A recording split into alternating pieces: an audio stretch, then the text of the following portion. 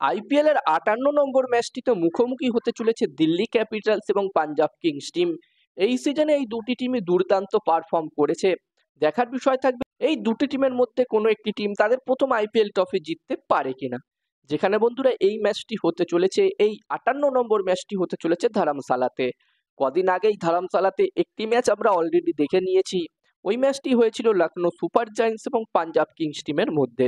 ওই ম্যাচটিতে একটি high scoring match আমরা দেখেছিলাম। পাঞ্জাব কিংস টিম প্রথমে ব্যাটিং করে 230+ স্কোর করেছিল এবং এই রানটি চেস করতে পারেনি লখনৌ সুপার জায়ান্টস টিম এবং ম্যাচটি তারা হেরে গেছিল।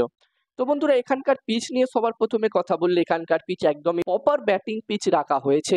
এবার দেখার বিষয় থাকবে আগের ম্যাচটি যেই পিচে হয়েছিল সেই সেম পিচে এই ম্যাচটিও হয় কিনা। যদি সেম পিচে এই ম্যাচটিও হয় তো এখানে 220+ টোটাল আমার মনে হচ্ছে একটি ভালো টোটাল হতে পারে। আর বন্ধুরা, যেখানে আমরা দেখেছিলাম আগের ম্যাচটিতে এখানকার বাউন্ডারি ডিস্টেন্সও কিন্তু একটু ছোট অন্যান্য মাঠের তুলনায়। তো এখানে হাই স্কোরিং ম্যাচ হবার সম্ভাবনাই বেশি আছে আমার যতদূর মনে হচ্ছে। আর বন্ধুরা, এই দুটি টিম অলরেডি দুর্দান্ত পারফর্ম করে আসছে।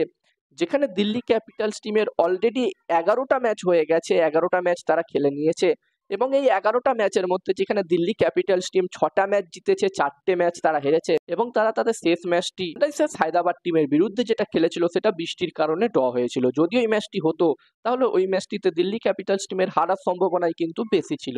ওই ম্যাচটিতে দিল্লি ক্যাপিটালস টিম প্রথমে ব্যাটিং করে বেশি রান করতে পারেনি, 130+ রান কিন্তু করতে পেরেছিল। তো বন্ধুরা, শেষ কটা ম্যাচে আমরা যেটা দেখছি দিল্লি ক্যাপিটালস টিমের পারফরমেন্স খুবই বাজে, খুবই হতাশাজনক হয়েছে।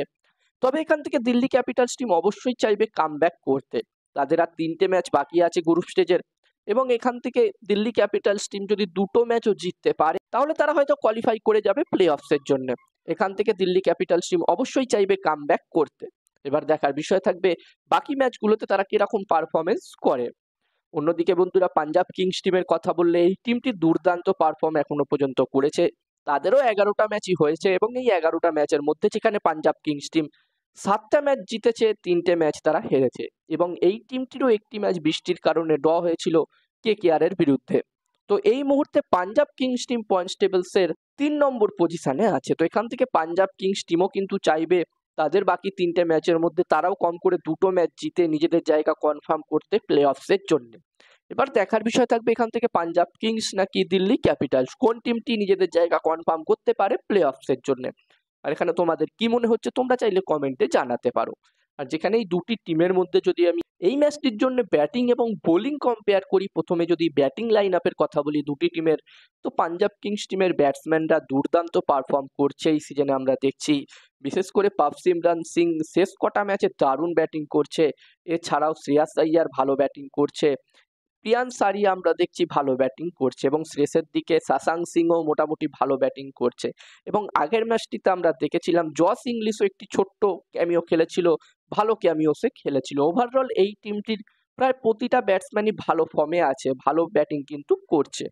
অন্যদিকে বন্ধুরা, দিল্লি ক্যাপিটালস টিমের কথা বললে যেখানে দিল্লি ক্যাপিটালস টিমের ব্যাটিং লাইন আপ শেষ কটা ম্যাচে আমরা দেখছি খুব একটা ভালো হয়নি। বিশেষ করে করুণ নায়ার প্রথম ম্যাচটিতে মুম্বাই ইন্ডিয়ান্স টিমের বিরুদ্ধে দারুণ ব্যাটিং করেছিল তার প্রথম ম্যাচটিতে, তবে বাকি ম্যাচগুলোতে সে একদমই ফ্লপ হয়েছে। এছাড়াও বন্ধুরা, ফাফ দু প্লেসিও সেরকম ভাবে ভালো ব্যাটিং করতে পারছে না এবং কেএল রাহুলও আমরা দেখছি শেষ 2-3টে ম্যাচে সেরকম ভাবে ভালো ব্যাটিং করতে পারিনি। তো বন্ধুরা, এখানে দিল্লি ক্যাপিটালস টিমকে যদি প্লে অফসের জন্য কোয়ালিফাই করতে হয়, ভালো ক্রিকেট খেলতে হয় এখান থেকে, তবে তাদের টপ অর্ডার ব্যাটসম্যান যারা আছে তাদেরকে কিন্তু ভালো ক্রিকেট খেলতে হবে, ভালো ব্যাটিং করতে হবে। যদিও ত্রিস্টান স্টাফ আমরা দেখছি মোটামুটি ভালো ব্যাটিং করছে এবং বন্ধুরা আকসার প্যাটেলও আমরা দেখছি ভালো ছোট ছোট ক্যামিও খেলছে।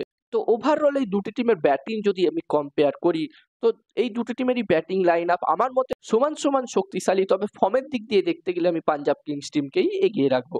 আর এই দুটি টিমের যদি আমি বোলিং কম্পেয়ার করি তো বন্ধুরা, যেখানে দিল্লি ক্যাপিটালস টিমের কাছে মিচেল স্টার্কের মতো ম্যাচ উইনার বোলার আছে, যদিও এই সিজনে আমরা দেখছি মিচেল স্টার্ক প্রচুর রান দিচ্ছে, তবে আমরা জানি মিচেল স্টার্ক যেই ম্যাচটিতে ভালো পারফর্ম করবে সেই ম্যাচটিতে দিল্লি ক্যাপিটালস টিমের জেতার চান্স কিন্তু অনেকটাই বেড়ে যাবে।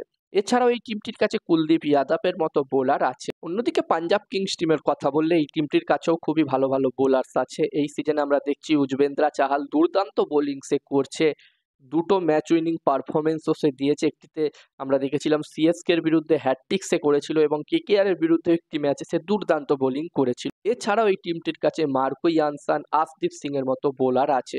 ওভারঅল এই দুটি টিমের বোলিং যদি আমি কম্পেয়ার করি, তো বোলিং এর দিক দিয়েও দেখতে গেলে এই দুটি টিমকেই আমার সমান সমান শক্তিশালী দেখাচ্ছে। আর এখানে তোমাদের কি মনে হচ্ছে এই দুটি টিমের কোন টিমটির বোলিং লাইন আপ বেশি শক্তিশালী, কোন টিমটির ব্যাটিং লাইন আপ বেশি শক্তিশালী? তোমরা চাইলে কমেন্ট করে কমেন্ট বক্সে জানাতে পারো।